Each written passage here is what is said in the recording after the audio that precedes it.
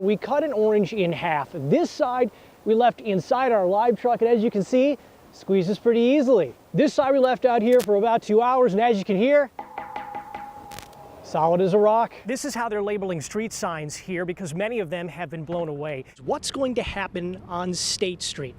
Will it be celebration by fans or crowd control plans? Almost anywhere you go in this community, this is an extremely common thing to see. And the intersection behind me has been closed down for approximately 2 hours, and the reason, well, is playing out right behind me. Accident reconstruction crews are on the scene. Investigators talking with one another, trying to measure distance and perhaps speed of the vehicle at the center of this investigation.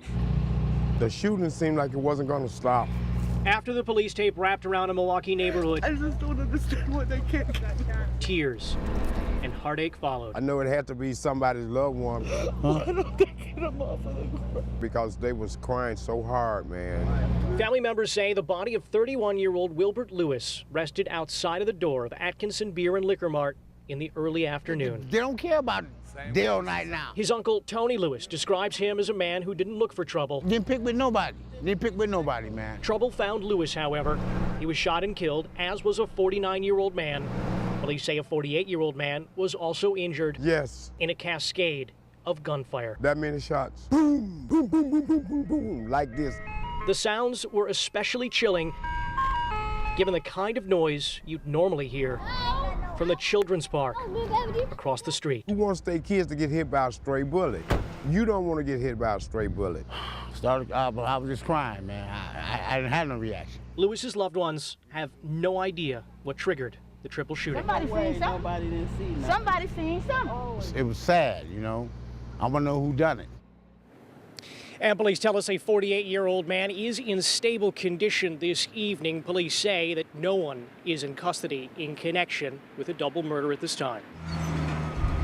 When you no longer have a flagpole, you find another way to hang Old Glory.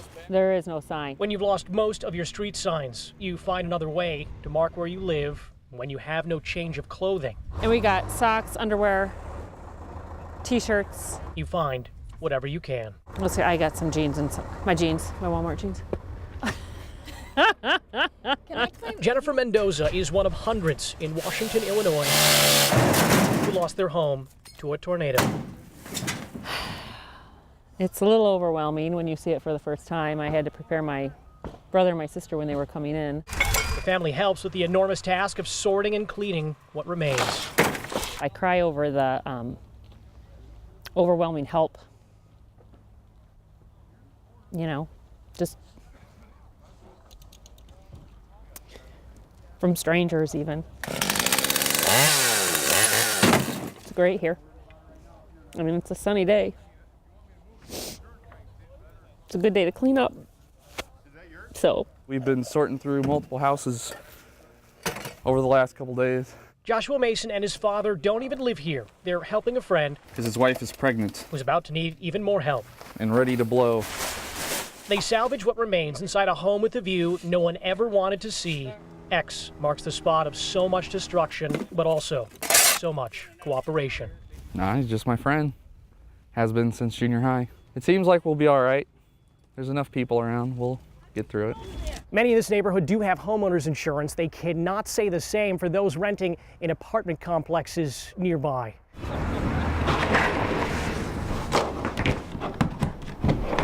Think of this as trying to capture someone's finest moment. 3, 2, 1. Think of this as a countdown to remember someone's best and brightest times. 3, 2, 1.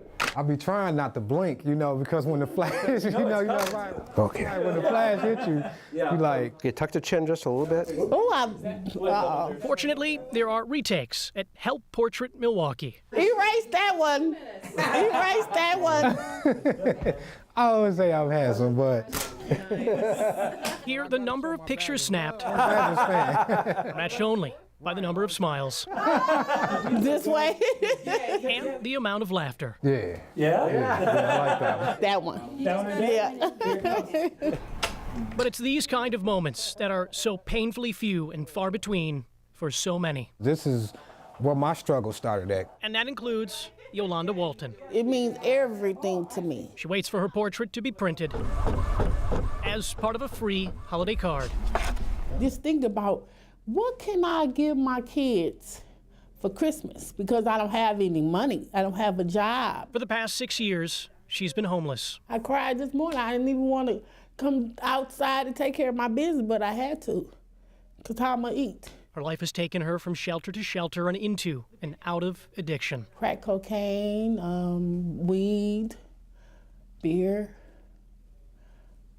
So 17th, I've been clean for 30 days, so. 3, 2, 1, here we go. For Walton, this is more than a picture. It is an image of the person she wants to be and a reminder of how far she's come. Just taking that picture, and I can look back and say, oh, I was clean, I was sober. The volunteers are amateur and professional photographers, Come on down. Come on down. all donating their time to the needy, Put the chin down just a little bit. preparing portraits for many, including those below the poverty line. Name's Leroy. Nick, we'll take your picture. How you doing, man? The man taking their image has a reason for giving back. 2, 1. All right. I was formerly homeless myself. This is Leroy Skalsted's 4th year volunteering. He is a retired veteran who sees flashes of his past struggles through every subject in his lens. One of the things about being homeless is this so-called invisible syndrome that everybody goes through. I mean, you could basically walk the street and nobody really basically sees you. His mission is to show everyone here not only a picture, but a visual reminder of their importance, dignity, and self-worth. Let's do one more. That's it. It is only a photo. It is not a place to stay. It is not a solution for poverty. Okay, the mirror's over here. But it is an effort to show those who may have faced the worst what they can look like at their best. Just for that moment, I had fun. I just never forget them faces. A new focus for volunteers, and perhaps a new view for those inside the viewfinder. New beginning.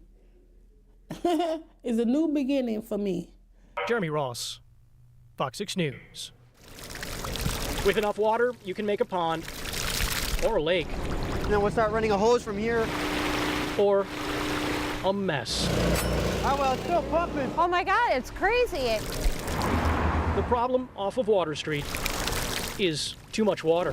How about the other one? Jacob Tibbetts works with generators and pumps to turn a pool back into a parking lot. They had a pipe break on the first floor. He believes a 3-inch pipe and hours of gushing water are responsible for feet of flooding on the ground floor and garage. We Energy says the flow of water stopped the flow of electricity for a time, leaving hundreds in the 3rd Ward without power, shorting out traffic lights. Nobody likes to go through this, but you know, it could be a lot worse. 3 cars in this garage look more like a school of fish. The vehicle, with its lights on, barely manages to keep its cylinder head above water. Maybe it was shorting out, so I guess it's flooded and fried now.